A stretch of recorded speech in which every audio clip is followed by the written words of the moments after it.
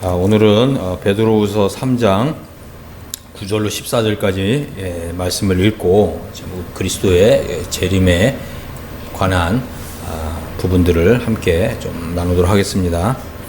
베드로후서 3장 9절로 14절까지 읽도록 하겠습니다. 주의 약속은 어떤 이들이 더디다고 생각하는 것 같이 더딘 것이 아니라 오직 주께서는 너희를 대하여 오래 참으사 아무도 멸망하지 아니하고 다 회개하기에 이르기를 원하시느니라. 그러나 주의 날이 밤에 도둑같이 오리니 그날에는 하늘이 큰 소리로 떠나가고 물질이 뜨거운 불에 풀어지고 땅과 그 중에 있는 모든 일이 드러나리로다. 이 모든 것이 이렇게 풀어지리니 너희가 어떠한 사람이 되어야 마땅하냐. 거룩한 행실과 경건함으로 하나님의 날이 임하기를 바라보고 간절히 사모하라. 그날에 하늘이 불에 타서 풀어지고 물질이 뜨거운 불에 녹아지려니와. 우리는 그의 약속대로 의가 있는 곳인 새하늘과 새 땅을 바라보도다. 그러므로 사랑하는 자들아, 너희가 이것을 바라보나니 주 앞에서 점도 없고 흠도 없이 평강 가운데서 나타나기를 힘쓰라.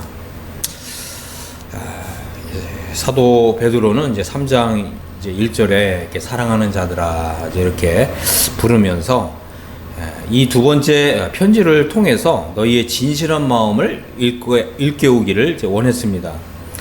우리가 하나님의 말씀을 읽을 때 이 부분이 가장 중요한 부분이죠. 우리가 성경을 읽을 때 이 진실한 마음을 일깨우는 거예요. 그래서 우리가 하나님을 향해서 진실한 마음, 그죠? 착하고 또 순전한 마음을 갖도록 하는 거, 이것이 우리가 이제 하나님 말씀을 읽는 아주 중요한 이제 효과라고 할 수가 있습니다. 특별히 이제 이 사도 베드로는 우리 주님의 이 재림과 관련된 말씀을 이렇게 시작하면서 이렇게 사랑하는 자들아 이제 이렇게 불렀고, 또 너희의 진실한 마음을 이제 일깨우길 원한다 이제 이렇게 표현을 했습니다.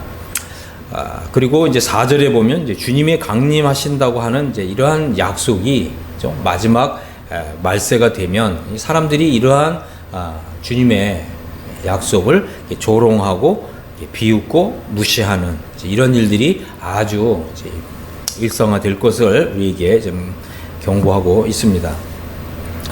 오늘날 이제 이 주님의 재림과 관련해서 우리는 과연 이제 어떠한 생각을 하고 있습니까?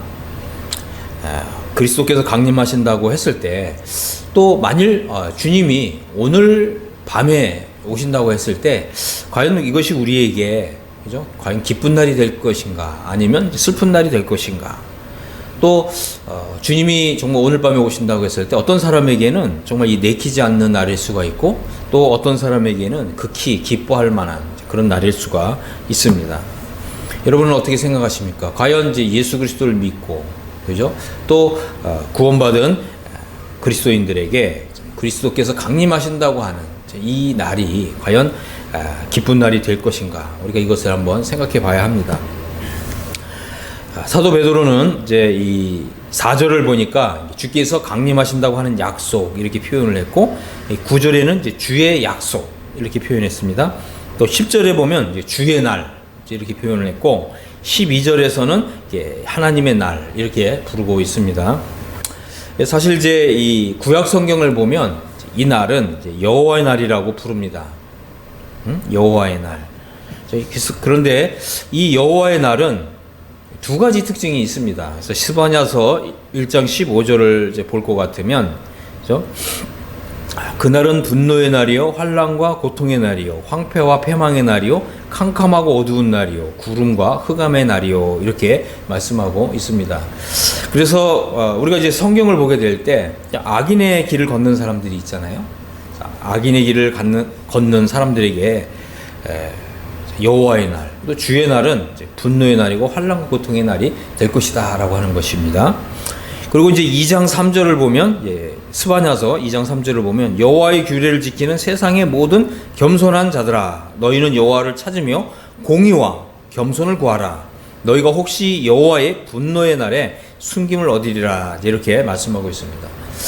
자, 그래서 이 구약 성경에 보면 또 물론 이제 구약뿐만 아니라 이제 신약 시대에도 마찬가지지만 의인의 길을 가는 사람들이 있는 것이죠. 그래서 이 의인의 길을 가는 사람들은, 그죠? 하나님의 말씀을 지키고 또 실천하고 순종하고 그리고 이 세상의 겸손한 자들이다. 그죠? 세상의 모든 겸손한 자들이다. 이렇게 표현을 하고 있습니다. 그래서 이 여호와의 날, 또 이 주의 날은 두 가지 양상을 띈다고 하는 것입니다. 하나님을 믿지만 이 악인의 길을 가는 사람들에게는 하나님의 분노의 날이 될 것이고, 또 의인의 길을 걷는 이 겸손한 이런 사람들에게는 바로 이 여호와의 날, 또 이 주의 날이 바로 이 숨김을 받는, 그렇죠? 이런 날이 될 것이다. 이렇게 말씀하고 있습니다. 마찬가지로 이제 사도 베드로는 베드로서 1장 11절에서 우리가 이 경건의 삶, 성화의 삶을 살 것을 교훈하면서 이와 같이 하면 이렇게 표현했잖아요. 그래서 경건한 삶을 사는 사람들에게는 우리 주 곧 구주 예수 그리스도의 영원한 나라에 들어감을 너희에게 넉넉히 주신다. 이렇게 말씀하고 있습니다. 우리가 이제 그리스도께서 강림하신다고 하는 이러한 복된 사실을 생각하면서 우리가 이 두 가지 측면을 생각해 보아야 한다고 하는 것입니다. 우리가 구원은 받았지만 이제 육신제로 사는 삶, 그죠? 또 하나님의 말씀에 순종하지 않는 삶, 이런 사람들에게는 참 우리 주님이 강림하신다고 하는 참 이러한 복된 날이 어떤 이 두려움과 또 고통과 또 환난의 날이 될 것이지만, 경건한 삶, 성화의 삶을 사는 사람들에게는 우리 구주 예수 그리스도 영원한 나라에 들어감을 넉넉히 받는, 그죠?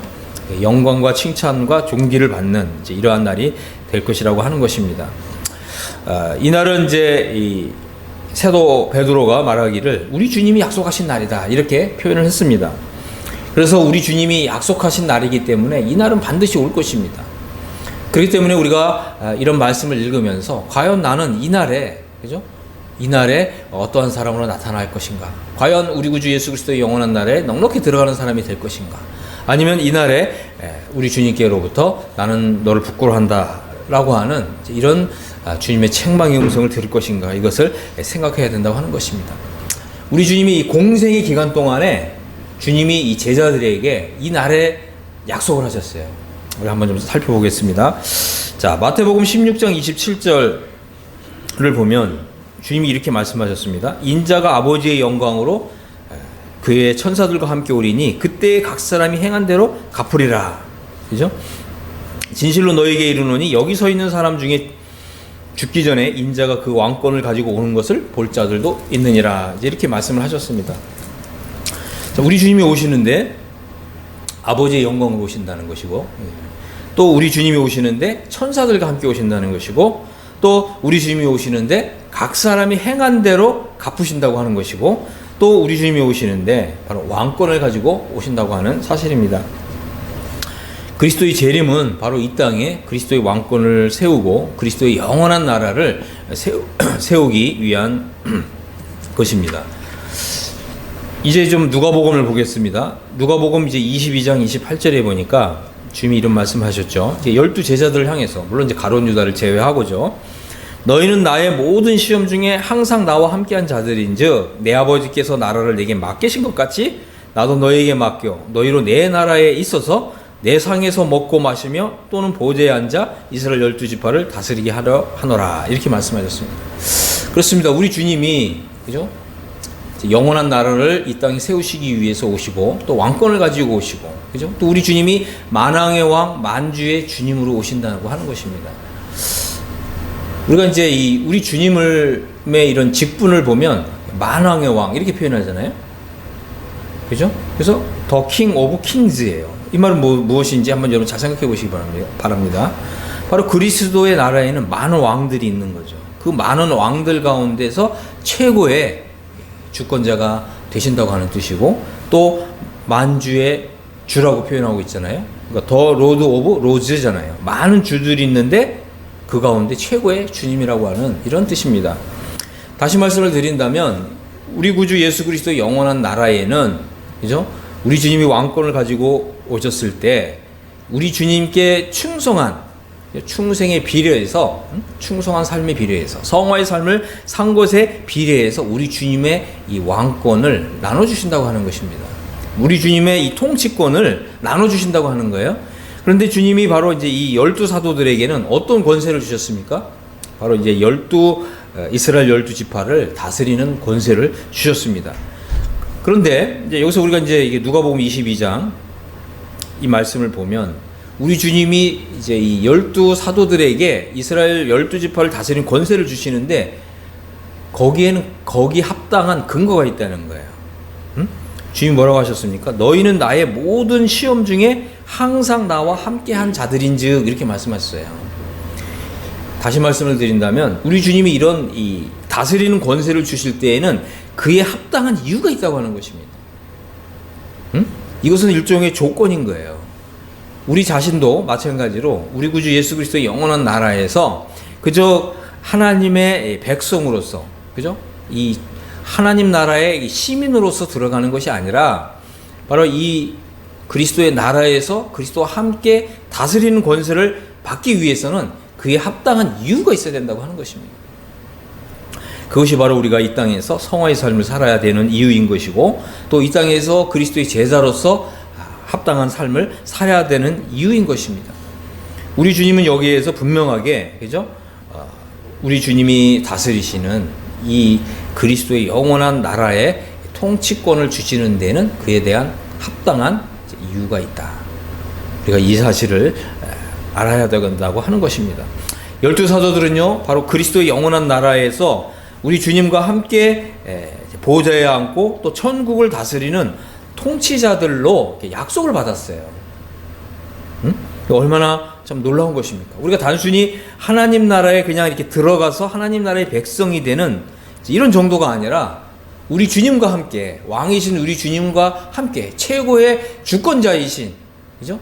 만왕의 왕, 만주의 주님이신 이러한 주님께로부터 우리가 통치권을 위임받는 거예요.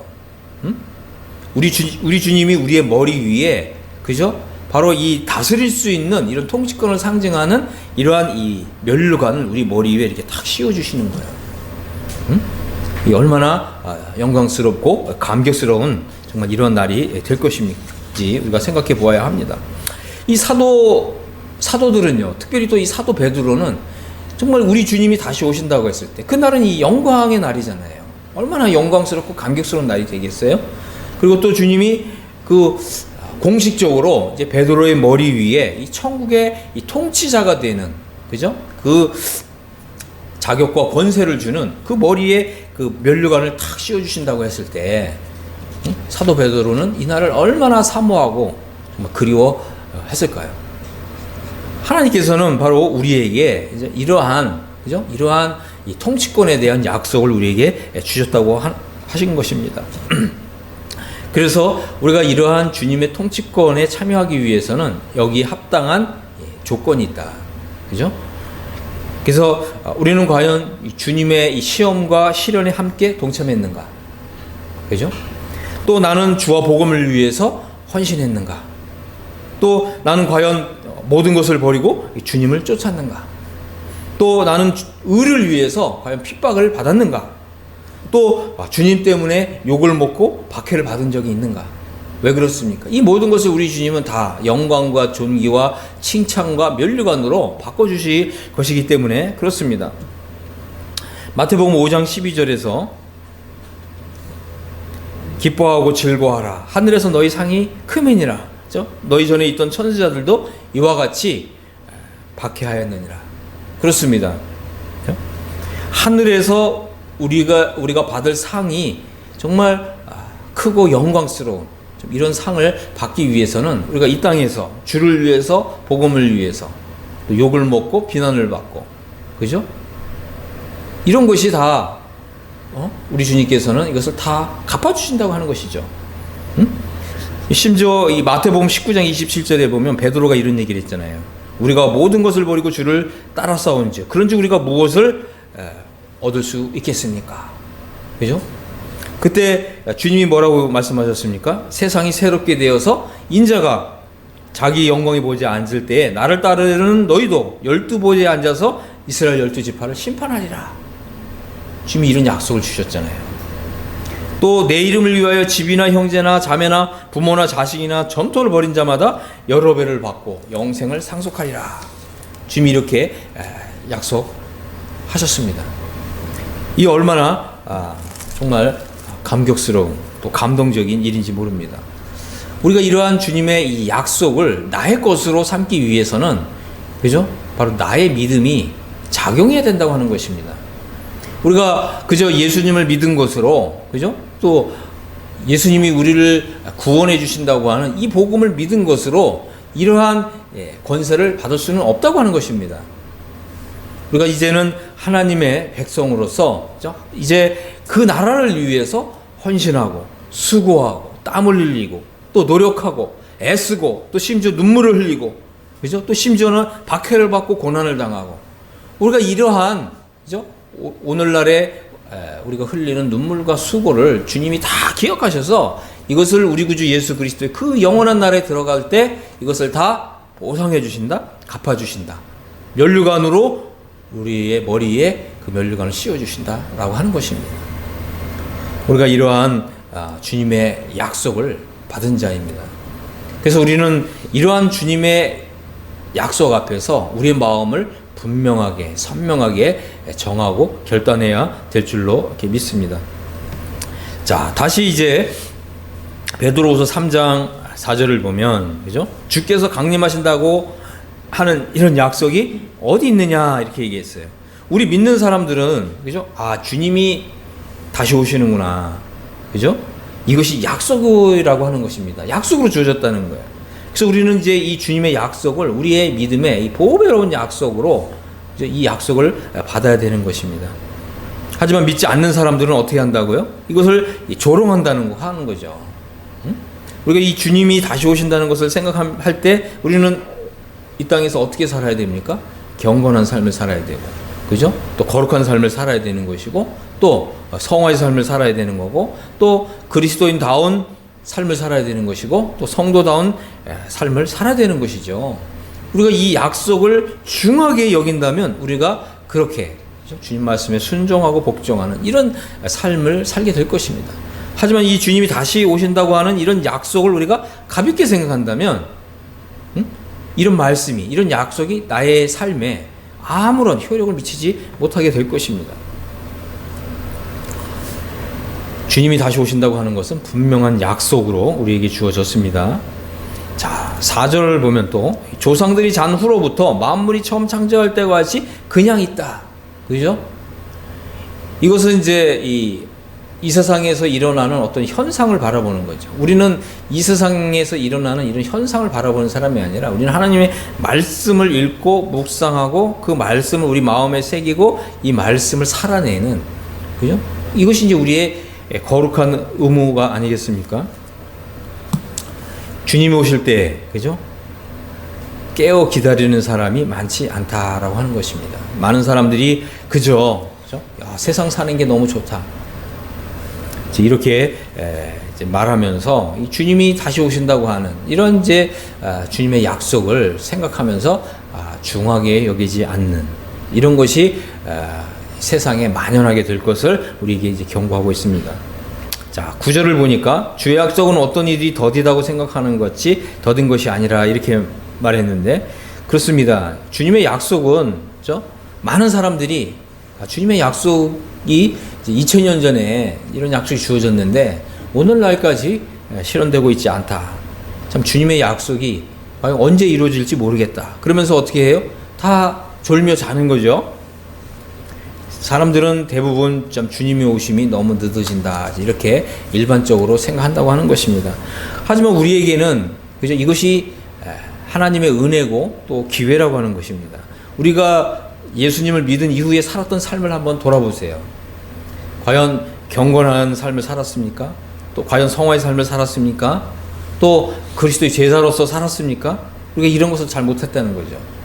그래서 주님의 이 오심이 늦어진다고 하는 것은 우리에게 기회라는 거죠. 또 한 번의 기회를 주시는 것입니다. 그래서 우리가 이러한 주님의 약속을 생각하면서 어떻게 하라고요? 회개하고 주님의 이 오래 참으심을 감사함으로 받으면서 우리가 이제는 영적으로 각성을 해서 오늘부터라도 이 경건한 삶을 시작하라고 하는 것입니다. 주님이 더디 오시는 것은 바로 우리 주님의 그 오래 참으심, 인내, 이것을 우리에게 보여주는 것입니다. 우리 주님의 마음은 아무도 멸망하지 않고 다 회개하기에 이르기를 바라시는 것입니다. 우리 믿은 이미 이제 성도들도, 그죠? 내가 정말 주님을 믿은 이후에 경건한 삶을 등한히 했다, 이 사실을 깨달았다면 우리 자신도 하나님 앞에 나아가서 회개해야 될 줄로 믿습니다. 주님 저에게 두 번째 기회를 주셔서 감사합니다. 제가 이제 오늘부터 경건한 자로서 경건한 의인의 길을 가도록 하겠습니다. 이렇게 우리의 마음을 결단하고 다시금 새로운 이제 시작을 할 수 있게 되기를 바랍니다. 자, 10절을 보니까 그러나 주의 날이 도둑같이 오리니 그랬습니다. 바로 주님의 날은 밤에 도둑같이 온다고 하는 것입니다. 아무도 생각하지 못할 때, 그죠? 밤에 많은 사람들은 그저 이렇게 잠을 청하고, 그죠? 또 밝아오는 새날을 좀 기약하면서 깊은 잠에 빠져들 것입니다. 주님의 날은 이와 같이 밤에 도둑같이 온다는 거죠. 아무도 예상하지 못했던 그러한 시간에 주님이 오신다고 하는 것입니다. 그렇기 때문에 우리는 주님의 오심을 기다리면서 주님이 정말 오늘 오실 것 같이 늘 이런 믿음으로 살아야 할 줄로 믿습니다. 자, 10절을 보니까 이제 그날에는 하늘이 큰 소리로 떠나가고 물질이 뜨거운 불에 풀어지고 땅과 그 중에 있는 모든 일이 드러나게 될 것이다, 이렇게 말씀하고 있습니다. 그래서 우리가 이제 이 의가 거하는 새하늘과 새 땅에 들어가기 위해서는 지금 우리가 살고 있는 이 세상이 다 어떻게 해요? 불에 의해서 다 녹아지게 되고, 그죠? 그 다음에 정말 새로운 하늘과 새 땅이 창조된다고 하는 것입니다. 우리가 지금까지 알던 세상은 그냥 옛 세상으로 다 사라져 버린다고 하는 것입니다. 하나님의 이제 새로운 창조에 의해서 새 하늘과 새 땅이 창조된다고 하는 것입니다. 이 얼마나 정말 감격스러운 일인지 모릅니다. 그렇기 때문에 우리는 이 세상이나 이 세상에 있는 것을 사랑해서는 안 된다고 하는 거죠. 이 세상이나 이 세상에 있는 형적은 다 지나간다고 하는 것입니다. 우리는 어떻게 해요? 새 하늘과 새 땅, 그것을 바라보고 그 새 하늘과 새 땅에 들어가서 살 이런 소망을 가져야 하고 품어야 하는 것입니다. 11절에 이 모든 것이 이렇게 풀어지리니 너희가 어떠한 사람이 되어야 마땅하냐, 이렇게 묻고 있습니다. 여러분 이제 한번 좀 생각해 보시기 바랍니다. 지금 우리가 살고 있는 이 세상은 옛 세상이 되는 것이고 뜨거운 불에 의해서 다 태워져 없어진다고 하는 것입니다. 그리고 불에 의해서 깨끗하게 정화된, 그죠? 새하늘과 새 땅이 이제 이 땅에 새하늘과 새 땅이 창조되는 것입니다. 그래서 우리는 이제 이 거룩한 행실과 경건함으로 그 날이 임하기를 사모하면서 새하늘과 새 땅에 들어갈 준비를 하라고 하는 것입니다. 자, 우리는 이렇게 얘기했어요. 우리는 그의 약속대로 의가 있는 곳인 새하늘과 새 땅을 바라보도다 이랬습니다. 우리가 누구입니까? 우리란 바로 하나님의 의를 통해서 보배로운 믿음을 가지게 된 그리스도인들을 가리킵니다. 우리는 하나님의 의를 통해서 우리 구주 예수 그리스도를 믿는 믿음을 통해서 의가 있는 새하늘과 새 땅에 들어갈 이런 소망을 받았습니다. 이런 약속을 받았습니다. 우리가 살게 될, 그렇죠? 세상은 이 옛 세상이 아니라고 하는 것입니다. 우리는 그리스도의 약속을 붙잡고서 우리가 장차 들어갈 바로 의가 거하는, 그렇죠? 새하늘과 새 땅에 들어갈 이런 복된 소망을 가지고 오늘 하루를 살아가야 하는 것입니다. 특별히 이 의라고 하는 단어는 매우 중요합니다. 우리가 하나님의 의를 받은 자가 되어서 우리가 이제 이후로부터는 이 하나님의 의에 합당한, 그죠? 정말 성도다운 삶을 살아가게 될 때, 그죠? 우리가 이 새하늘과 새 땅에 들어가서 사는 이런 삶은 이루 말로 형용할 수 없는 그러한 삶이 되는 것입니다. 14절 이제 보면 이날을 사모하는 이제 그리스도인들은, 그죠? 주 앞에서 점도 없고 흠도 없이 평강 가운데 나타나기를 힘써야 된다는 것입니다. 여러분, 힘써야 된다고 하는 거예요. 힘써야 된다. 어떻게 해요? 주님 앞에서 점도 없고 흠도 없이 또 평강 가운데서 나타나기를 힘써야 된다고 하는 것입니다. 이것은 저절로 되는 일이 결코 아니라고 하는 것입니다. 우리가 노력해야 됩니다. 하나님 말씀을 읽고 묵상하는 일을 애써야 합니다. 힘을 써야 합니다. 정말 우리 이마에 땀이 흐르도록 그렇게 노력해야 하는 것입니다. 왜 그렇습니까? 바로 그날에 우리가 주님 앞에서, 그죠? 우리가 이 거룩한 삶, 성화의 삶을 산 이 결과에 대해서 다 평가를 받는 날이기 때문에 그렇습니다. 우리는 과연, 그죠? 우리 구주 예수 그리스도께서 오시는 그날에 우리 주님께로부터 이 칭찬과 존귀와 영광을 받는 그러한 사람으로 나타날 것인가? 아니면 우리 주님이 경고하신 대로, 그죠? 우리 주님께로부터 악하고 게으른 종아, 이렇게 책망을 받는 이런 사람들로 나타날 것인가? 이것은 어떻게 보면 우리의 선택에 달린 것이고 또 우리의 믿음에 달린 일입니다. 우리는 결코, 그죠? 이러한 하나님의 말씀을 읽고 묵상하면서 이러한 하나님의 이런 약속의 말씀들을 결코 소홀히 하지 않게 되기를 바랍니다. 우리가 하나님의 말씀을 읽으면서 우리의 이 진실한 마음이 새롭게 되고 일깨움을 받게 되고 또 각성이 되어서, 아, 그렇구나, 내가 지금까지 이러한 하나님의 말씀과 또 우리 주님의 약속을 중히 여기지 않았구나, 우리가 이것을 이제 깨달았다면 우리가 하나님 앞에서 하나님 정말 제가 잘못했습니다, 그렇게 우리 하나님께로부터 다시 회복시키는 이런 은혜를 받을 수 있게 되기를 바라고, 또 우리 마음을 새롭게 함으로 이제 변화를 받아서 우리의 이 남은 삶을 주와 복음을 위해서 기꺼이 헌신하는, 그죠? 그래서 우리 주님께로부터 착하고 충성된 종아 잘하였도다 라고 하는 이런 이제 칭찬을 받는 우리 모두가 될 수 있게 되기를 간절히 바랍니다. 우리 하나님께서 우리에게 이러한 말씀을 통해서 이제 우리의 마음을 정말 뜨겁게 해주시고 또 주와 복음을 위해서 살고자 하는, 또 살고픈 이런 열정을 우리 마음에 새롭게 일으켜 주시기를 간절히 바랍니다. 아멘.